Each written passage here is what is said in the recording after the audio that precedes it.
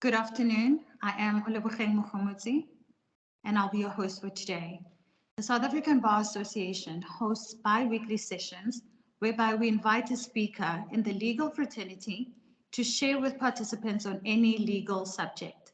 The purpose of these sessions is to connect the legal fraternity locally and internationally whilst engaging on matters that relate to the legal profession. Before we commence, some housekeeping rules are as follows. Please ensure that your video is switched off at all times. Please also ensure that your microphones are muted. A Q&A session will commence at the end of the presentation, where you will be given an opportunity to unmute yourself and ask your question. Alternatively, you can type your question in the chat box. Please also note that there has been some changes regarding our speaker for today, but without further ado, I'm going to hand over to Advocate Ntambeleni SC to take you through today's program. Thank you. Good afternoon, ladies and gentlemen, and thanks, Ulebogeng. As Ulebogeng has indicated, the information regulator was supposed to be speaking today, and she has had an emergency, which unfortunately she is unable to be with us at the moment. But they have sent a capable member from the regulator, being Advocate Tshepo Boikanyo, who's going to continue to address the topic with us, and will also continue to handle the Q&A that will be handled by Ulebogeng this afternoon. Without further ado, ladies and gentlemen, let me introduce Advocate Tshepo Boikanyo, who holds a B.Juris and an LLB from the University of Northwest and a master's degree in business leadership, MBL, from UNISA. Prior to joining the information regulator, Advocate Boikanyo served as a senior prosecutor in Johannesburg, senior state advocate at Witwatersrand Local Division, senior manager, legal services, general manager, legal services, Health Professional Council of South Africa, chief operating officer at Health Professional Council of South Africa, as well as a director and CEO for the Directorate of Priority Crime Investigation, also known as the Hawks Ombuds. Advocate Boikanyo is an admitted advocate of the High Court of South Africa, having been admitted in what was previously known as the Witwatersrand Local Division, now Gauteng, in 2000. He has also chaired the respective professional conduct committees of boards of the Health Professional Council of South Africa, which adjudicate cases of health practitioners that are charged for transgressions relating to legislative framework that governs them, and the contravention of the rules that governs the profession, that profession being the doctor's profession, of course. Advocate Boikanyo has various experience in the regulatory environment, having spent 18 years in various capacities. He is also passionate about the rights of the marginalized and the downtrodden. Ladies and gentlemen, I present to you Advocate Boikanyo from the Information Regulator. Thank you. Thank you very much for those kind words, Advocate Ntambeleni. And just maybe to correct something before we start, it is the chairperson of the regulator. Advocate Lakula is the chairperson of the Information Regulator. I am the executive entrusted with the protection of personal information, that is POPIA. And I felt that before we start today's presentation, I have to, right at the beginning, just map out the landscape that has, or the changes that POPIA has created. POPIA has really changed the landscape with regard to our everyday activities.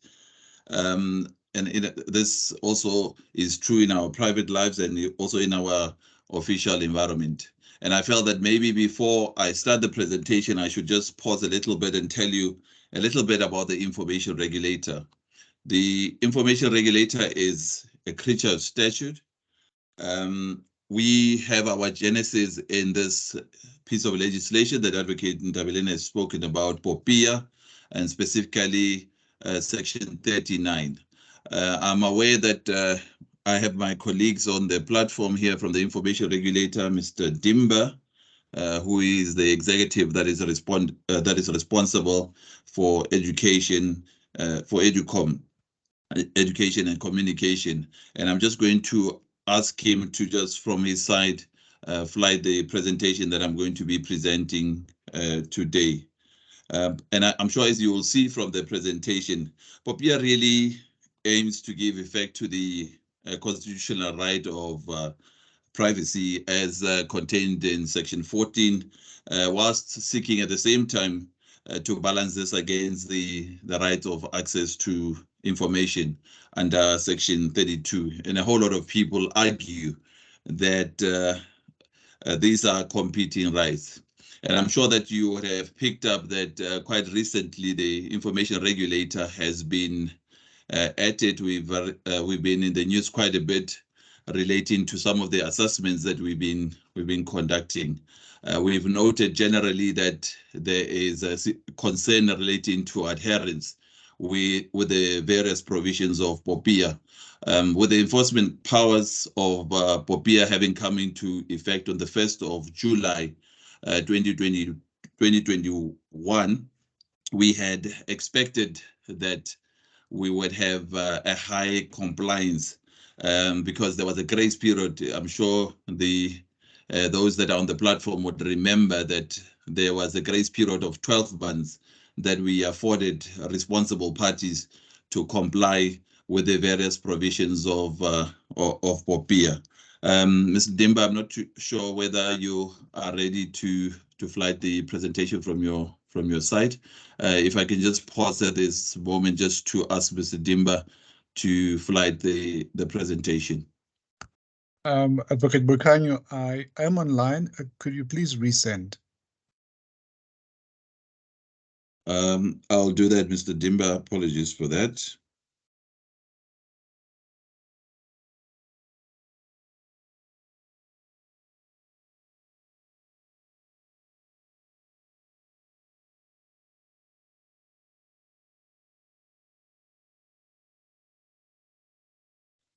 Whilst we're waiting for the presentation, I felt that maybe I should just essentially just highlight some of the important provisions that we have under POPIA.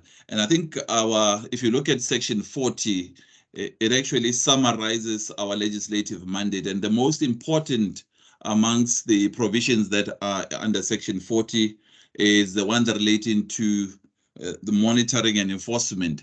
And that is the reason why I am going to touch on some of the aspects relating to monitoring and enforcement. But we've also seen that there's a gradual increase in the number of security compromises. And security compromise, you would pick up from this presentation that every responsible party has a responsibility to ensure that there are adequate safeguards within its environment when it processes personal information. And the challenge that we've had, and possibly I can use the Department of Justice. I'm sure some of those that are on this platform would be mindful of the fact, or would be aware of the fact that as recently as a few weeks ago, we had an infringement notice that we issued where the Department of Justice has to pay an administrative fine of 5 million rand. And in the presentation, I'll touch a bit on that. Apologies, Mr. Dimba, have you received the presentation? Are we ready to go? Not yet, Advocate Boikanyo. Yeah, if I can just take a minute here so that we can sort out the technical issues so that I can start with the presentation. Apologies for that.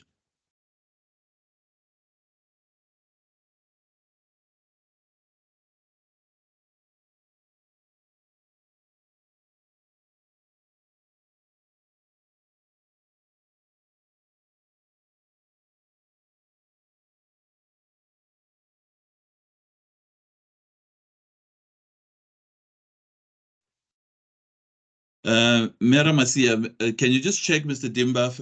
The presentation might be from Ms. Ramasia. Just if you can just check quickly, you would have received it. Ms. Ramasia, if you're on the platform, you can assist with the flighting of the presentation, please. I do not want to necessarily hold up the session. Yeah, as maybe we're trying to get the presentation to be flighted. If I can just quickly touch on one or two things with regard to our legislative mandate. I'm going to focus specifically on the powers that the information regulator has in terms of POPIA, but you know that the other leg of our mandate is POPIA. But just from a POPIA perspective, we have in the POPIA division that under me, we have the subdivision of complaints and investigation, and then we have compliance and monitoring, and we have those of security compromises. I'll speak a bit about the assessments that we conduct when we, after we pick up that there's an unlawful instance of processing of information. This we do under Section 89(1) of POPIA, and we can do that on our own initiative, or we can do that at the behest of an individual. So when we essentially, what we do is when we go into the environment, we establish whether there are adequate safeguards that you have as a responsible party. And I'll touch a bit on some of the assessments that we have conducted. We have conducted quite a few in the last few months, with the last one being, the last two being in the last 2 weeks on Nedbank and on NetFlorist. But we've done quite a bit throughout the country, even on the Western Cape Provincial Legislature, as a result of the security compromise that was suffered by the provincial legislature. We can move Mr. Dimba to the next slide up. Thank you very much for the indulgence. Essentially, this slide depicts what I had mentioned relating to the constitution and the rights, the competing rights that we seek to balance as the information regulator. Now, the question can be asked, what is the purpose of POPIA and why was it essential to promulgate this piece of legislation? And our answer is essentially to address the issue of the rights to your personal information. I'm sure at some point or the other, even in our individual private spaces, we have received messages from those that market their products to us. And in most of the instances, you don't even know as an individual where this person would have obtained your personal information from. But over and above that, the purpose of POPIA is to give effect to the constitutional right to privacy by ensuring that your personal information is safeguarded when a responsible party processes it, subject, of course, to the justifiable limitations aimed at balancing the right to privacy against other rights, particularly the right of access to information and protecting important rights such as the free flow of information within the Republic of South Africa and across international borders. And we will touch on some of the provisions relating to the cross-border flow of information, specifically Section 72 of POPIA.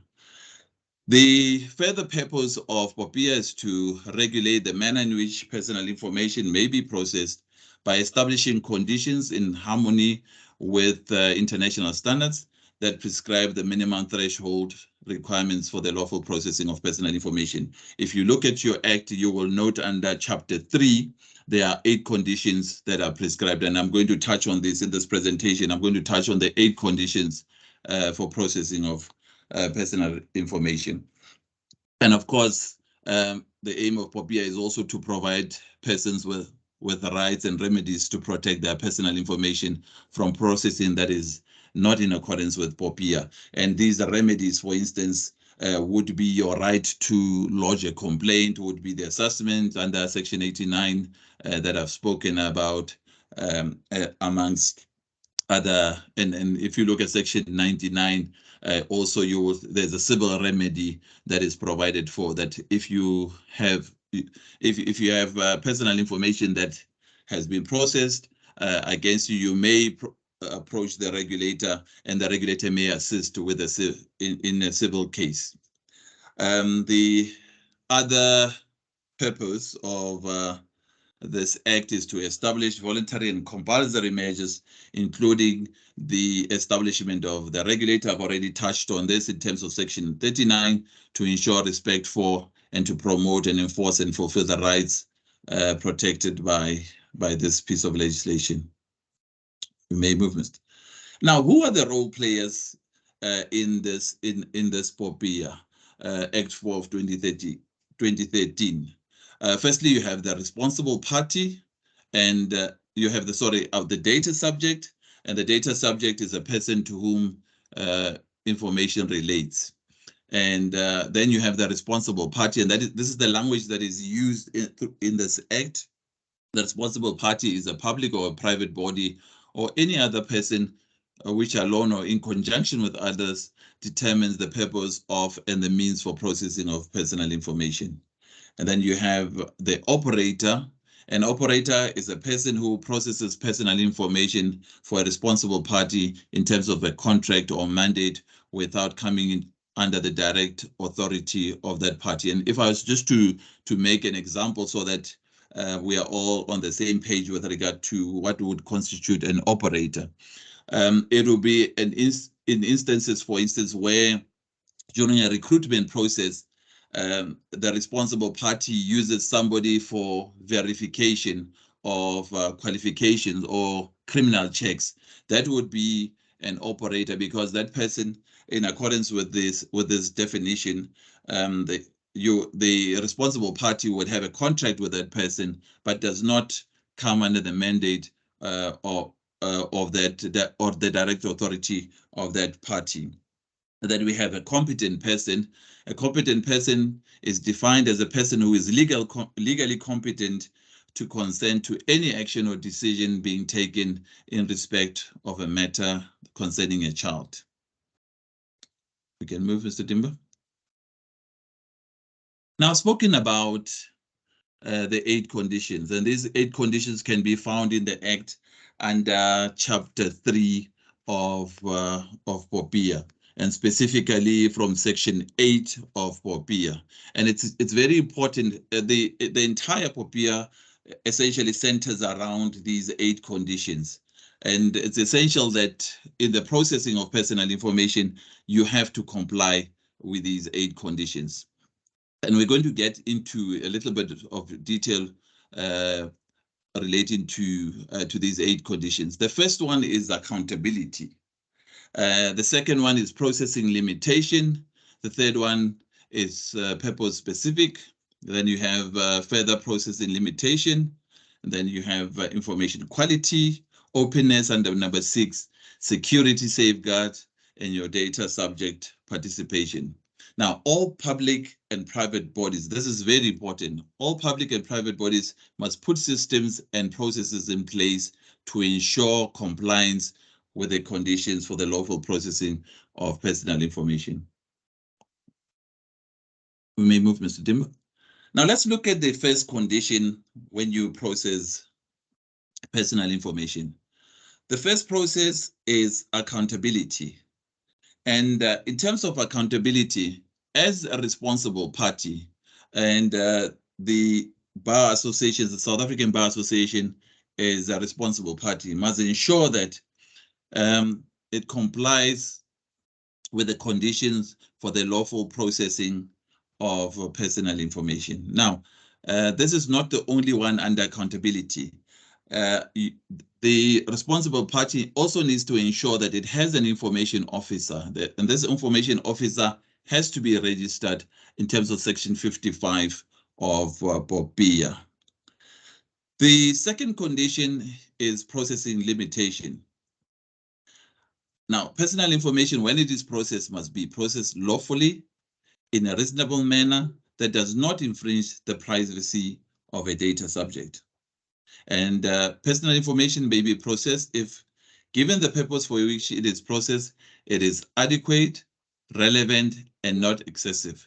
And this is the minimality process. If you, the principle rather, if you look at Section 10 of the Act, it would give you what minimality is. And if I was just to pause here and possibly amplify here so that there's an understanding. There are instances, for instance, and I'm going to use the gated communities because some of the complaints that we have emanate from the gated communities. When I say gated communities, I mean in the estates. Just to give you an example, you have a situation where sometimes you enter, and when you enter into the gated community, you complete a register.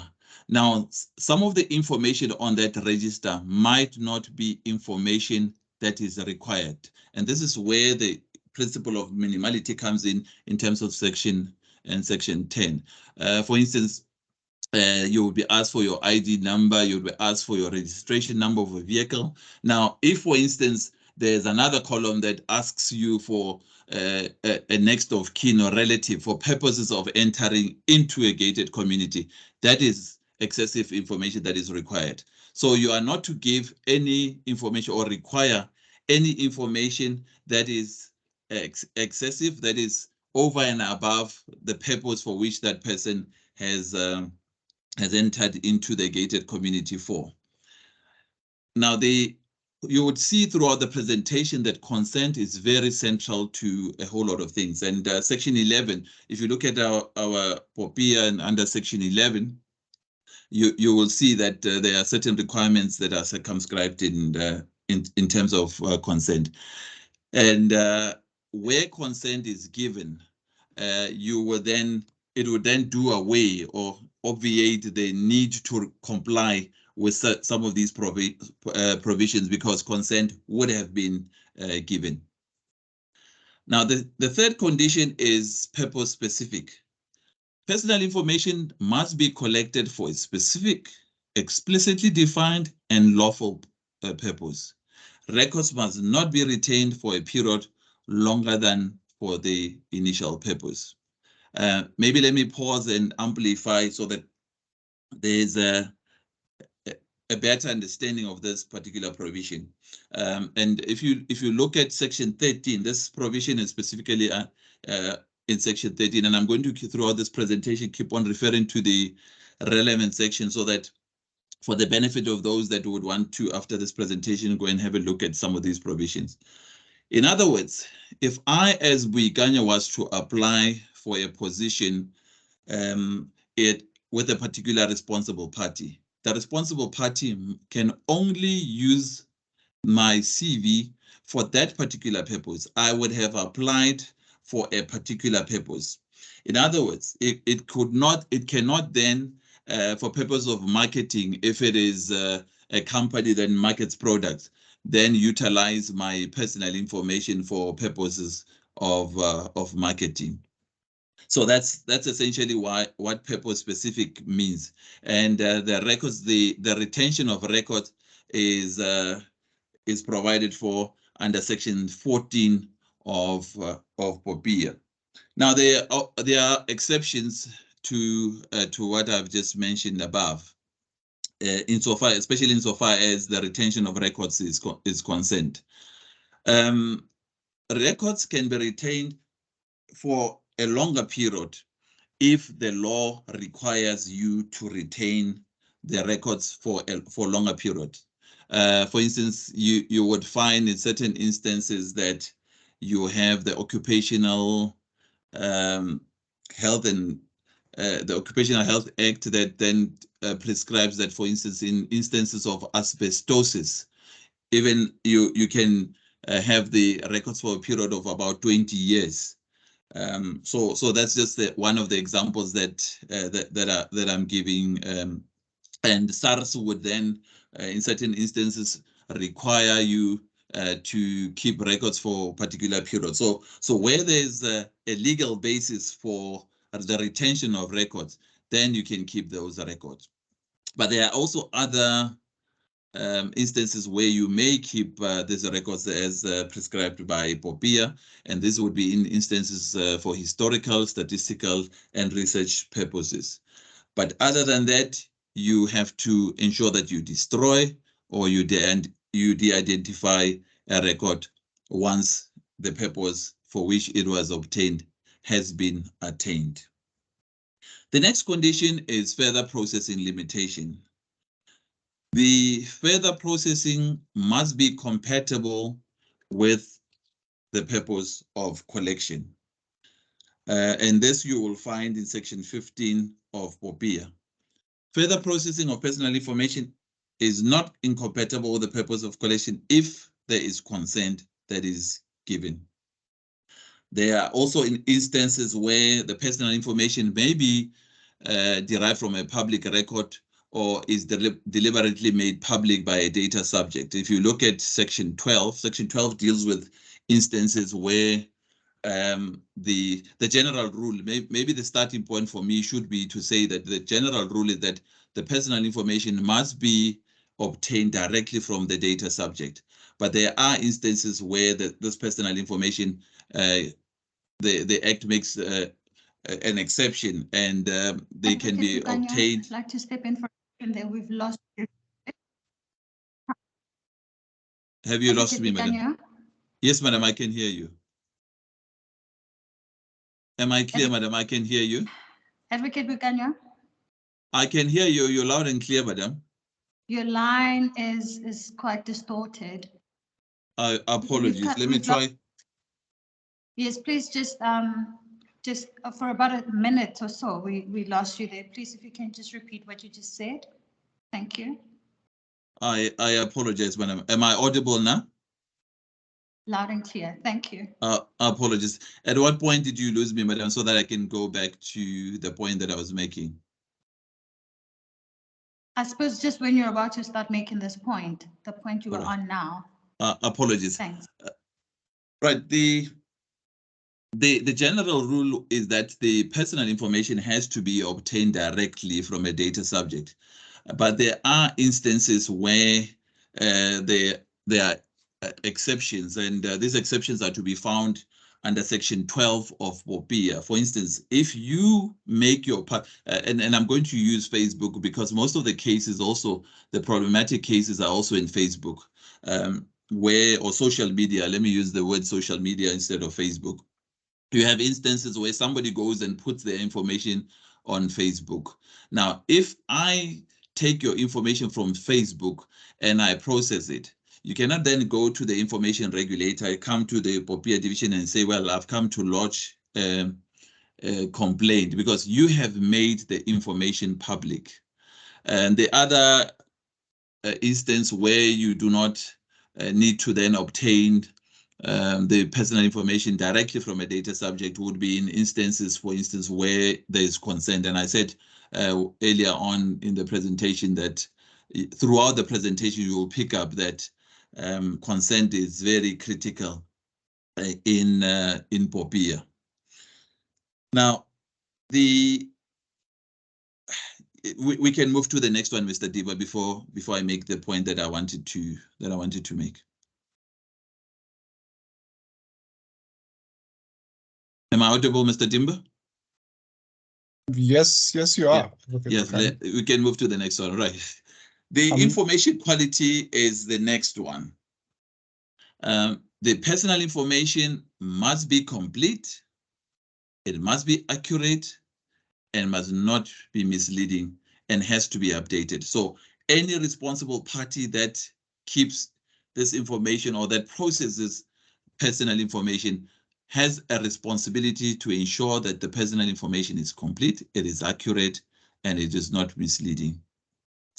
And then there's another condition that has to be met in processing of personal information, and this one is openness.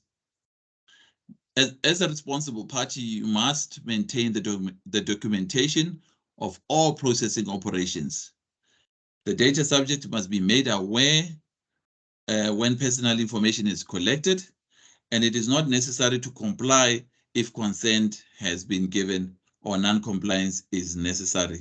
That is, to comply with an obligation imposed by law. In other words, if there's a court order, obviously you would not be complying with this. The next condition is that of safeguards. And this is in terms of section 19. Now, a responsible party must secure the integrity and the confidentiality of personal information. And I'm sure recently you would have picked up that we've had quite a number of instances where we have hackers or brute force attacks where people essentially hack the system and they then obtain certain information. This was the case in the case of the Department of Justice. But as a responsible party, you have certain obligations, and the obligations that you have are that you've got to have adequate security safeguards to ensure that the information is protected, and you have to then ensure that the integrity and the confidentiality of personal information is really protected. One of the major issues that we have, and there's a major investigation that my division is undertaking relating to the sale of personal information. I don't know, maybe people on this platform might not be aware that we have challenges with the sale of personal information. That is the reason possibly why you would get calls from direct marketers when you have not provided your personal information to those that would be marketing whatever products that they would be marketing to you. Right.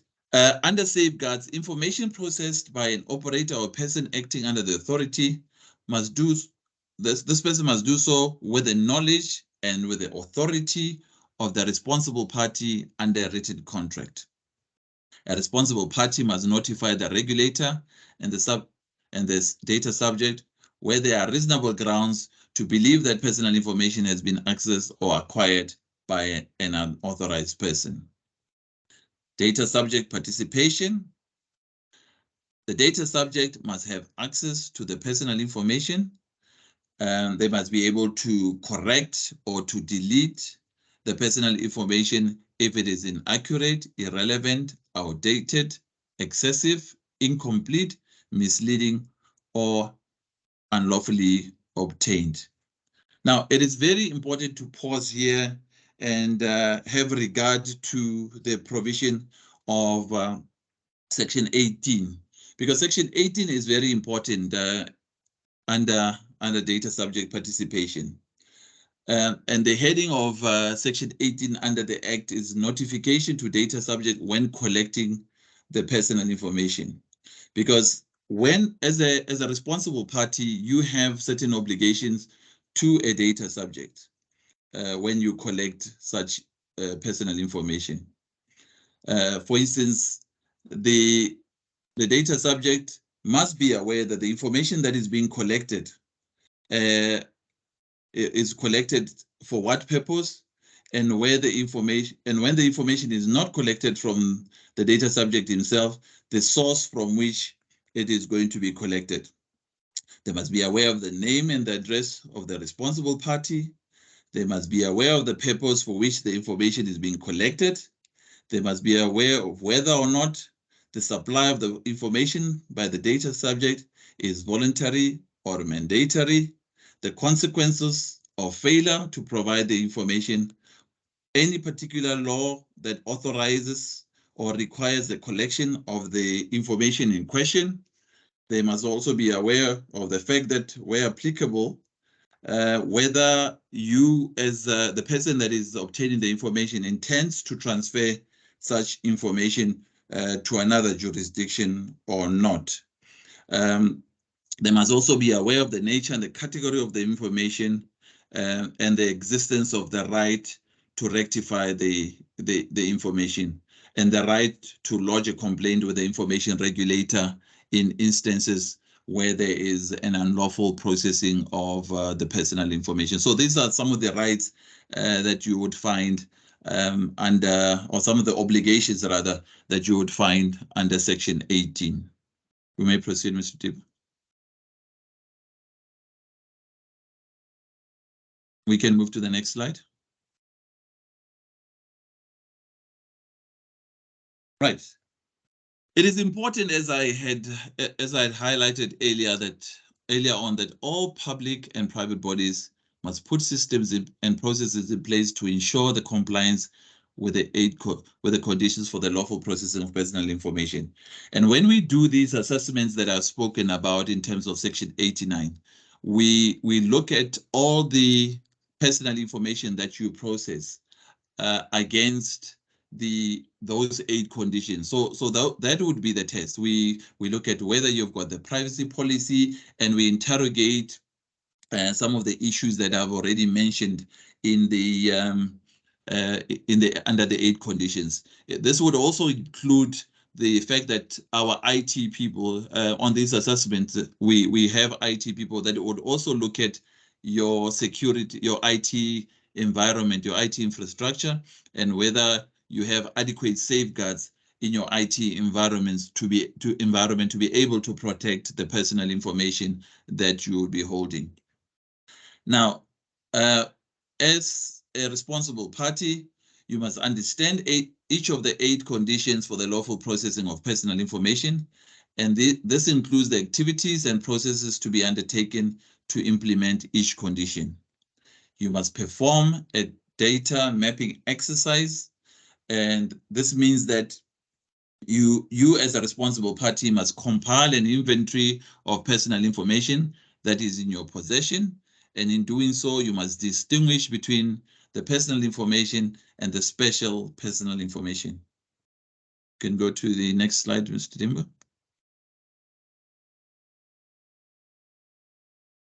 Am I audible, Mr. Dimba? You can move to the next slide. Thank you. You also have to audit the processes used to process personal information that is in your possession. And you have to, in doing so, bear in mind the wide definition of processing. And processing includes the dissemination of the information, the collecting of the information, the recording of the information, and the storing of the information. You have to know persons who have access to the personal information and how and where such information is stored, and ensure that appropriate security safeguards are put in place to protect the integrity and the confidentiality of the personal information in your possession. I've already highlighted this, and I've said that this is one of the concerns that we have. We currently, for this financial year, just from the 1st of April to date, we're sitting at 453 security compromises that have been reported to us. You have a responsibility as a responsible party to. We can go to the next one, Mr. Dimba, it's fine. The next slide. You have a responsibility as a responsible party to register information officers. And I've spoken about information officers earlier on in this particular provision, Section 55. If you look at Section 55.2, it places an obligation. You can stop at that slide, Mr. Dimba, the one with the information officers, the one before that. It places an obligation on you as a responsible party to ensure that you register the information officer. Now, in the slide before this one, we can go back to the slide before this one, Mr. Dimba. Essentially, what we have done here is we've looked at the various government departments, we've looked at the various responsible parties, and we have given you an indication of who the information officer is in that within these establishments. For instance, if you look at provincial governments and the presidency, the national department, in a public body, you would have the director general who would be the information officer. And in a provincial department or provincial government, you would have the head of the department would be, or the person that is acting as the information officer. In the office of the premier or the provincial government component, the director general or the person who is acting as such would be the information officer. And municipalities, you have the municipal manager or the person who is acting as such as the information officer. And in the public institutions, you would have the chief executive officer or the person who is acting as the chief executive officer as the information officer. Now, what are the duties of the information officer? And we can go to the next slide, Mr. Dimba. Essentially, the duties of the information officer is to ensure compliance with the conditions that have been mentioned here on behalf of the organization. It is also to deal with the requests that are made to the body pursuant to POPIA, and to work with the regulator in relation to investigations that are conducted pursuant to Chapter 6 in relation to the body, and to ensure that a compliance framework is developed, implemented, monitored, and maintained. And this compliance framework is a structured set of guidelines and best practices that essentially detail the organization's processes for meeting its obligations or its requirements. We can go to the next slide, Mr. Tim.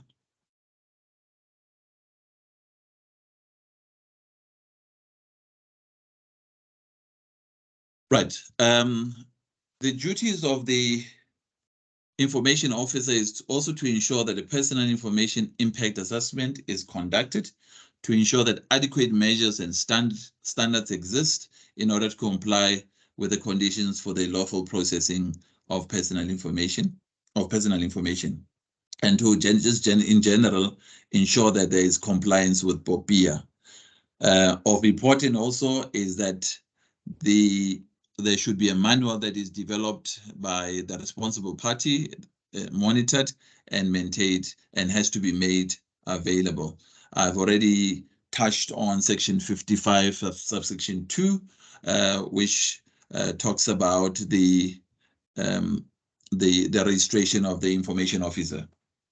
And if I can just highlight the fact that we've got a portal for the registration of information officers and the deputy information officers as a regulator, and we are able to track the registration of these information officers and deputy information officers. And when we do the assessment, one of the things that we look at is whether you are complying and whether you have registered the information officer or the deputy information officer. Now, what happens? What happens if you do not comply with, or if you fall foul of POPIA?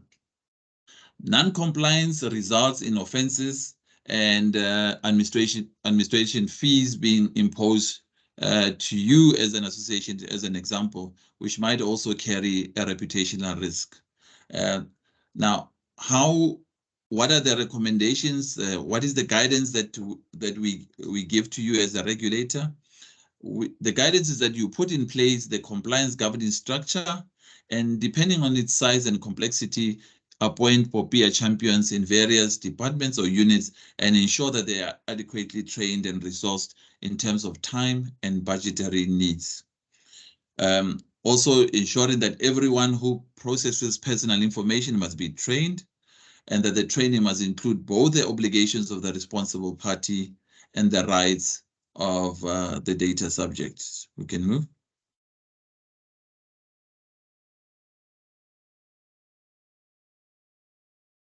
We can move. I think we're a bit slow in moving the presentation. No, I think there's a time delay, Advocate Boikanyo. Thank you, Mr. Jimbo. And conducting continuous monitoring and evaluation that should result in regular reporting on the level of compliance to your management structures. This will lead to timeous identification of risks and the mitigation thereof.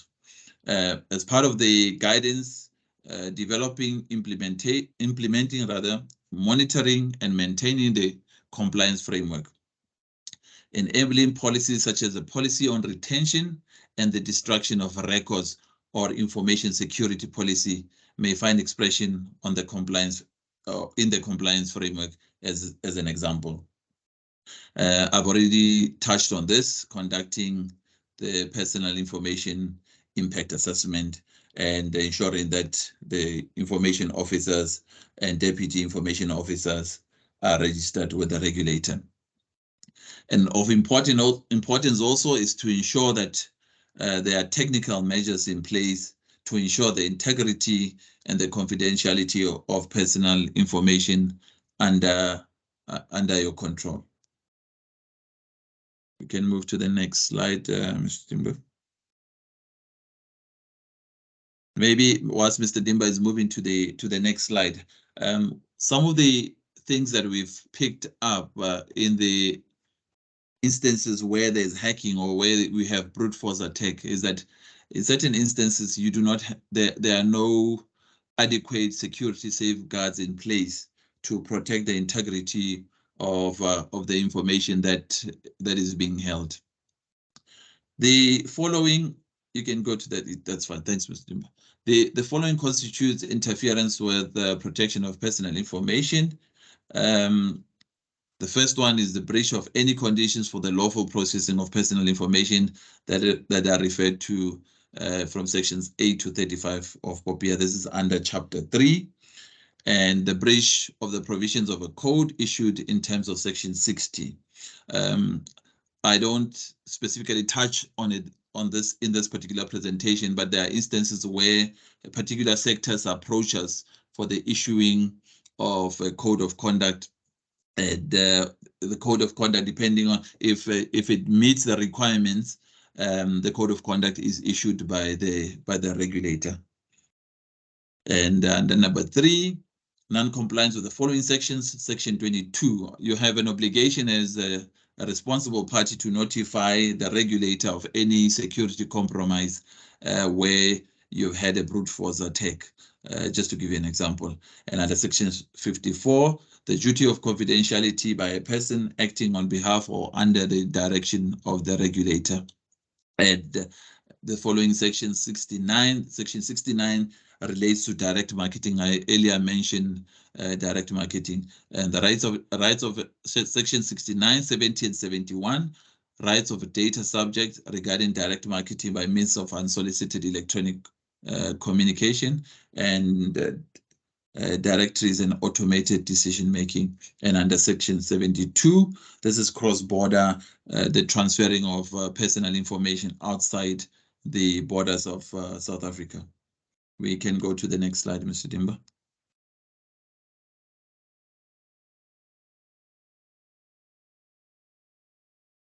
Now, there's a complaints procedure that is provided for under the Act. And if you look from section 73 of our Act, you'll see that there's a complaints procedure that is provided for. I've said that earlier in the presentation that in the division that I had, we have complaints and investigation, we have compliance and monitoring and security compromises. Now, essentially what happens is that a person may submit a complaint to the regulator on Form 5. The form is called Form 5, where you allege the interference with personal information of a data subject. A responsible party or data subject may submit a complaint to the regulator if they are aggrieved by the determination of the adjudicator. This is in instances where we have issued a code of conduct. Where we've issued a code of conduct, the sector will deal with that complaint, but there would be an appeal procedure where an adjudicator will then make a determination in a matter. And in instances where a responsible party or a data subject is not satisfied with that outcome, then the complaint will be lodged with the information regulator. We can proceed, Mr. Dimba.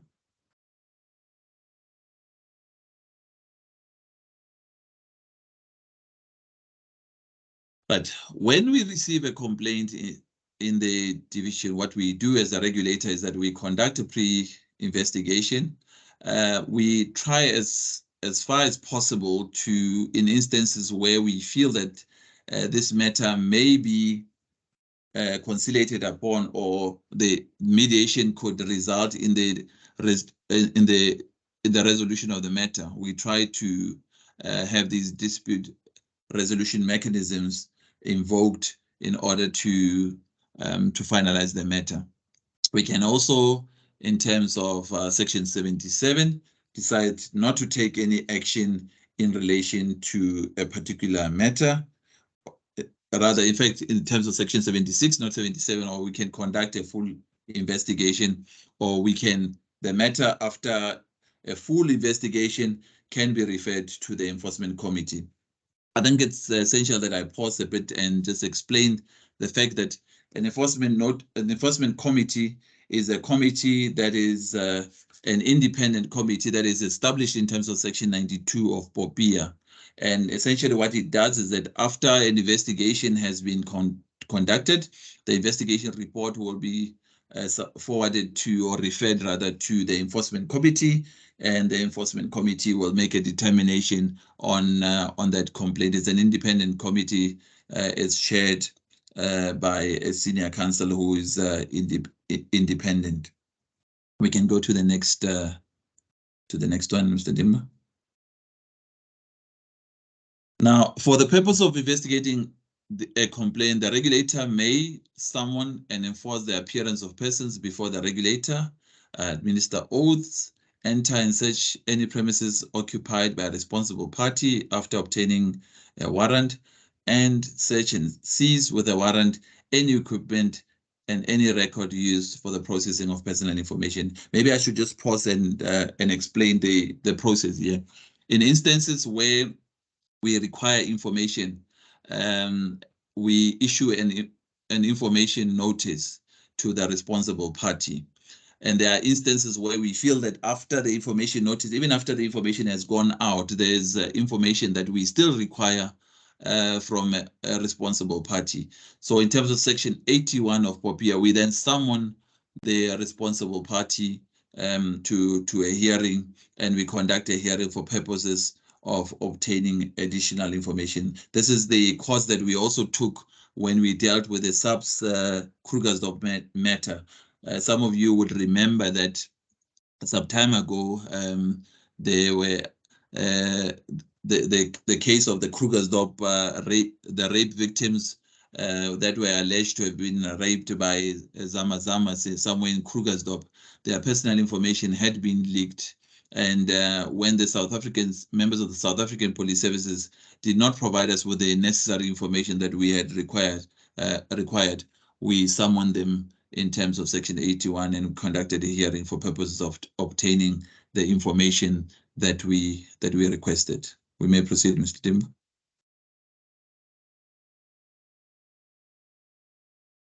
Now, if the regulator, after considering the recommendation of the enforcement committee, is satisfied that the responsible party has or is interfering with the protection of personal information of a data subject, it may serve a responsible party with an enforcement notice requiring a responsible party to do either or both of the following: take steps specified within a specified period in the notice, or refrain from taking such a step, or stop processing personal information specified in the notice, or stop processing personal information for a purpose or in a manner specified in the notice within a period specified in the notice.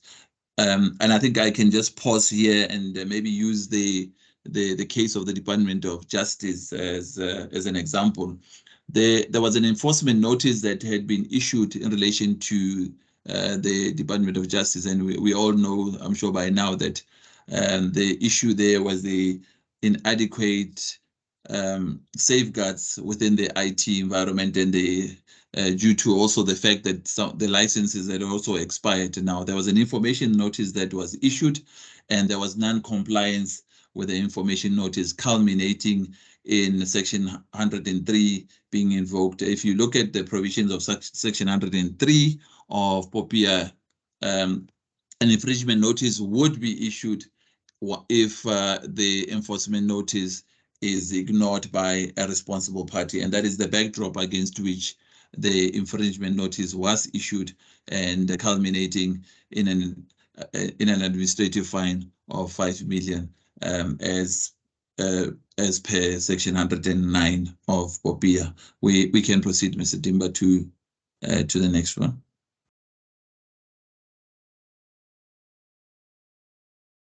Now, a responsible party may apply in writing to the regulator for the cancellation or variation of an enforcement notice. This is in terms of Section 96 of POPIA. A responsible party may also lodge an appeal to the High Court for the setting aside or the variation of an enforcement notice. This is in terms of Section 97 of POPIA. And also in terms of 97, a complaint a complainant who is not satisfied with the decision of the regulator not to take any action or further action like after investigation or to cancel or vary enforcement notice may appeal to the High Court. We can go to the next one, Mr. Timber.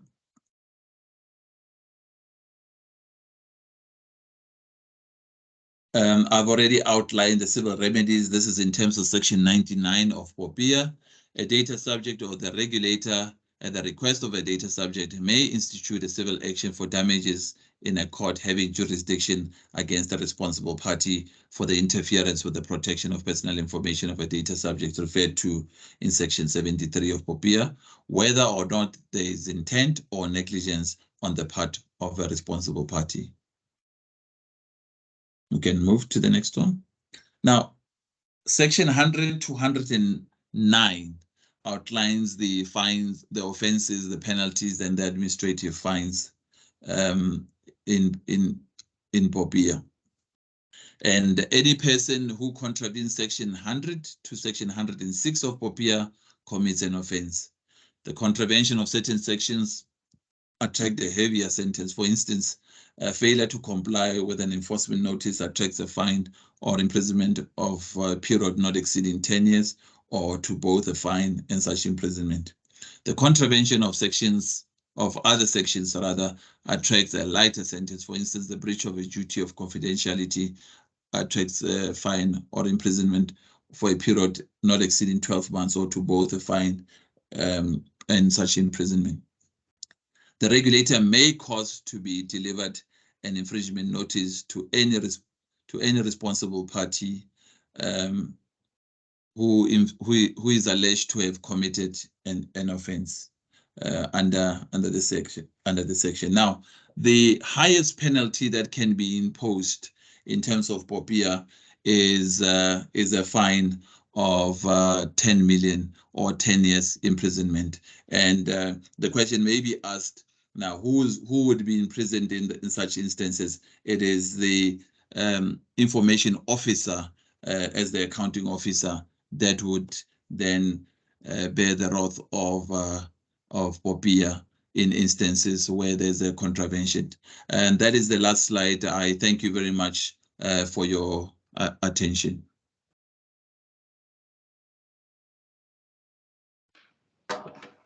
Advocate Boikanyo, I'm sure I speak for everybody when I say that your presentation was incredibly informative and thorough. Thank you so much for that. Participants, this is your opportunity to ask your questions. If you have a question, feel free to unmute yourself or raise a hand in the platform or a chat box. You can use that for your questions as well. I will read them out and we will then engage. Thank you. And maybe, Madam, whilst the questions, you've invited the questions, but whilst those that are on the platform are thinking about the questions, generally there's been an increase of the complaints that we are getting. And if I was just to highlight the sectors where we're having a majority of these complaints, I think right at the top we have direct marketing. Direct marketing is a source of serious concern for us. And then we have instances where social media is also another source of concern for us, where people process personal information, and one of the cases that I don't know why we have a prevalence of these cases these days, where somebody is just upset with another and they go to Facebook and they put their pictures on Facebook and they say things about them on Facebook. So that and I guess Mr. Dimba's division has really been instrumental in ensuring that when we go out on these road shows to conscientize the members of the public, the professional, those that are marginalized in the rural communities and the professional ones, we then see that in certain instances we have a drop in some of the categories of the complaints that we receive. But also a serious source of concern is the security compromises. I've already mentioned that, and we are sitting at 1,000 and something. It's 400 and something just in a space from the 1st April to date. So we are starting to pick up that there are responsible parties that do not constantly look at their IT environment and ensure that there are adequate safeguards, so that you do not have people that hack into their system, and you have these brute force attacks where people then demand a ransom, the ransom attacks, and demand money. Thank you very much. I felt that I should just highlight that on this platform. Thank you for that. I see Advocate Ntambeleni has his hand up. Thank you, Oleboy. I just wanted to ask from Advocate, in relation to there was a breach, that was on the, I think it was Experian, one of these credit bureaus. I wanted to check how far are they with that particular matter, and he spoke about an appointment of an independent senior counsel as well. I wanted to check if that appointment has also been made, and who is that appointed candidate that can deal with these matters. And those are my two questions. Thank you. Thank you for that, Advocate Ntambeleni. We are currently busy. It is not only Experian, it is also TransUnion that we are busy with. The reports have been compiled.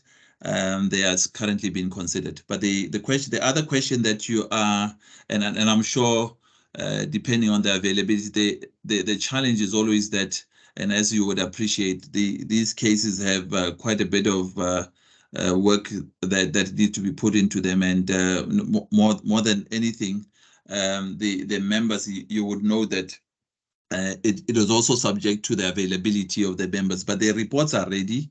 They would be considered. The draft report has actually passed through my hands, and I'm sure I'd be in a position to. TransUnion is going to be submitted by the 10th of this month to the members. So we should be able to have an outcome within no time.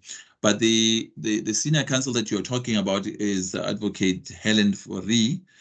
She's an independent practitioner. She is the chairperson of the enforcement committee. I need to maybe highlight this fact. When we do the assessments in terms of Section 89(1), the report that is produced is handled by the members. Only matters where only complaints are referred to the enforcement committee that is chaired by Advocate Helen Fourie SC. So I just needed to draw that distinction so that it is clear that insofar as our assessments that are conducted in terms of Section 89 are concerned, once we go into the premises of a responsible party, we do the physical assessment. We then compile a report on the basis of what we'd have picked up and what would be in place by the responsible party.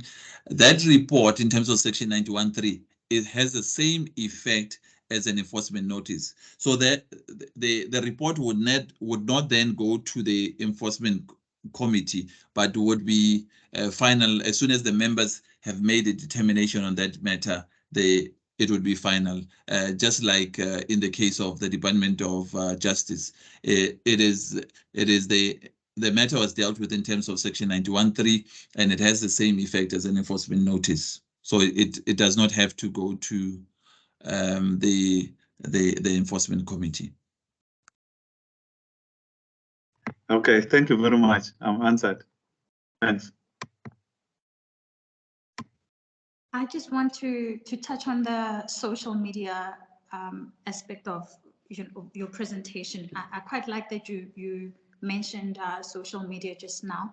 I just want to find out, in the event that you do not know who the perpetrator is, for instance, if you happen to lose your phone or your computer and you find that your personal information is circulating online, how would one go about lodging a complaint in such a scenario? Well, you can only lodge a complaint against an identified person. The what we can do is, and I'm going to use some of the examples that we sometimes have. I mean, as a regulator, our responsibility is just to make sure that your personal information is not out there and is not further processed. So, for instance, we would come up with an enforcement notice and we'll send it to Google and we'll say to Google, well, remove the information. I'm just giving you an example where if Google is involved, I will say to Google, remove the information. But to the extent that the responsible party is not known, it would be difficult for us to accept the complaint against somebody that has not been identified. All right, that makes absolute sense. I'm just trying to see if we have any questions or hands up. Doesn't seem like that is the case. But maybe, Madam, on that, I always sound caution, and I say to individuals that you need to be very careful about what you do with your personal information, because if you, and most of the people come to us complaining when they in fact are the ones that have put out their information in the public space. So if you put out your information in the public space, I have every right to use it. And I made an example earlier on that if your pictures and your whatever information is on social media and I access it when it's on social media, you would not have contravened the provisions of POPIA, and I referred the platform to Section 12 of POPIA in this regard. I just felt that I needed to emphasize that point. Duly noted. Any questions, participants?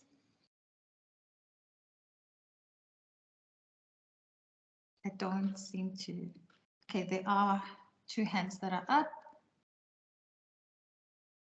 Let's see. Mr. Dimba. Thank you so much. No, I'm not trying to score an own goal against Advocate Boikanyo, but I wanted to point out, Chairperson, that there's a chat. There's a question on the chat box. I think it relates to issues of jurisdiction, Advocate Boikanyo. It's more on the basis of a violation being committed by a responsible party or an entity outside the borders of South Africa. That violation involving a data subject in South Africa. How would the regulator deal with such a case? If the personal information, Mr. Dimba, is processed in South Africa, we have jurisdiction in relation to that matter. So notwithstanding the fact that even if somebody is, and this, of course, we have a matter and it's still sub judice against WhatsApp. You all know that WhatsApp is not in South Africa, but we use WhatsApp in South Africa. So I'm not going to go into a lot of details with regard to that, but the principle is that we would have jurisdiction, just like we have jurisdiction in the WhatsApp matter.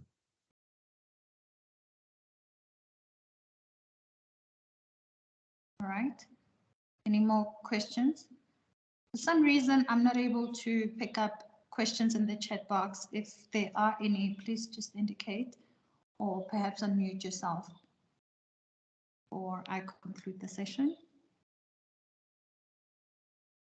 There's a question about penalties. Oh. Good morning. Okay, go ahead, ask the question. Thank you. I just wanted to ask you, in terms of apologies, I cannot, I don't know whether it's from my side, but I cannot, you're not audible, I cannot hear you. It's possibly from my side, but I have a question on the. Advocate Mokhomotsi, can you assist? I'm not able to hear the question. I'm also unable to hear the question if possible. If it's in the chat box, could someone please assist us by reading the question out to us? I'm unable to access my chat box. It seems it's actually empty on my end. Can I just assist you? Thank you. It says what have been penalties levied against those who contravene the act? Thanks. Yeah, the Department of Justice matter was the first where we really issued a penalty. But I want to emphasize that the spirit of POPIA is really to try and foster compliance. And you will see it is written in a spirit where an information notice would be issued, and only in instances where you do not comply with what is in the information notice. Enforcement notice rather, not information notice, enforcement notice, then you will have an infringement notice that would be issued. And the penalty would be anything from anything up to 10 million. And as we said, the first penalty was, remember that POPIA is still a new piece of legislation. The enforcement powers only came into operation on the 1st of July, 2021. And there are these cases that are in the pipeline that are coming through. Advocate Ntambeleni asked about some of the matters that we have. We have quite a number of them. We've got Discam, we've got Experian, we've got TransUnion, we've got ShopRite. There are quite a number of them. University of Johannesburg, University of South Africa. The list is endless that are in the pipeline, and I'm sure going forward you will be able to pick up some of the fines that would be issued by the regulator for people not having complied with the provisions of POPIA. Thank you. Laura, are you able to please assist again? Are there any questions in the chat box? Yes, can I just read it to you? Thank you. How does the Act protect an indigenous person who has been breached by a person or association abroad? Are there provisions in the Act which deal with international breaches?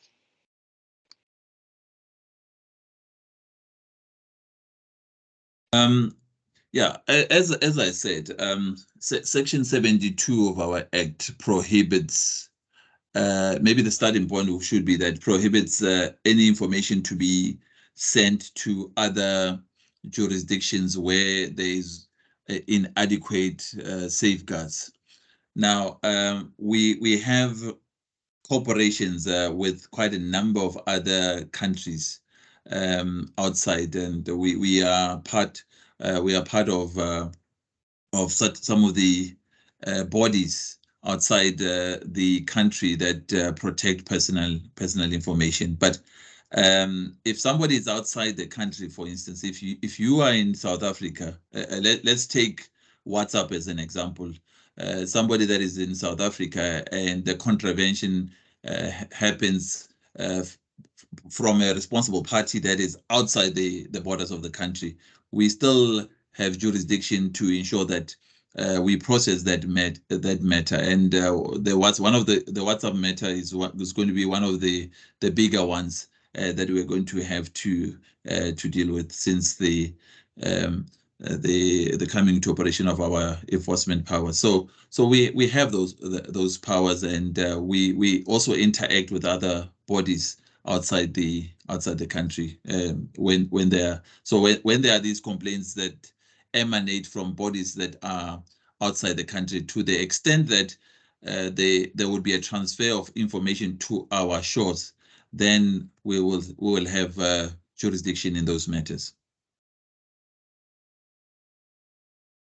Thank you. And then there's another question. It says, good afternoon, it's Andrew from Pretoria. I need to understand the issue of prior authorization by the regulator when information is shared between public entities. Must it be done each time when information is requested, or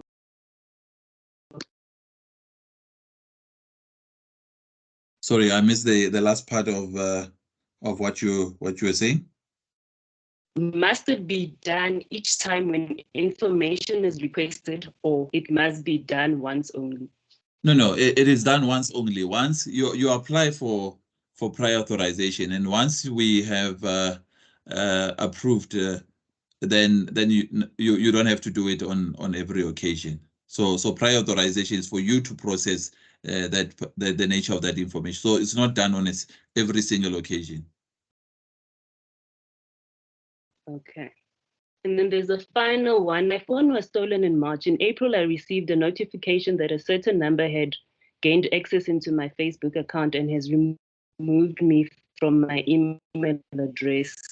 and is using it. I reported to the police, but a few weeks later, I was told that they are to find the culprit. I have evidence of his name being faced. Sorry, madam, the line was a bit faint. I hope that I've got the essence of what you are raising. There's personal information that is being processed by. Okay, would you like me to repeat it? Certainly, please. Okay, my phone was stolen in March. In April, I received a notification that a certain phone number had gained access into my Facebook account and has removed me from my email address and is using it. I reported to the police, but a few weeks later, I was told that they are unable to find the culprit. How do I get help? Well, we seem to be having two issues here. The first issue is actually a criminal one that has to be dealt with by the right authorities, the South African Police Service. I'm not too sure why they're not able to deal with that matter.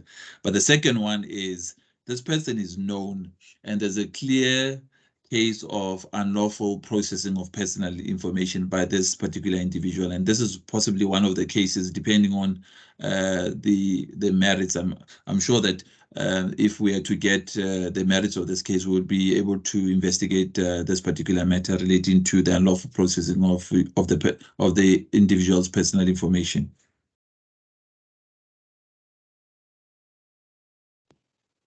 Thank you. There are no further questions on the chat box. Advocate Boikanyo, thank you so much for availing yourself for the presentation today. Much appreciated. It was truly informative, and we've learned quite a bit regarding POPIA.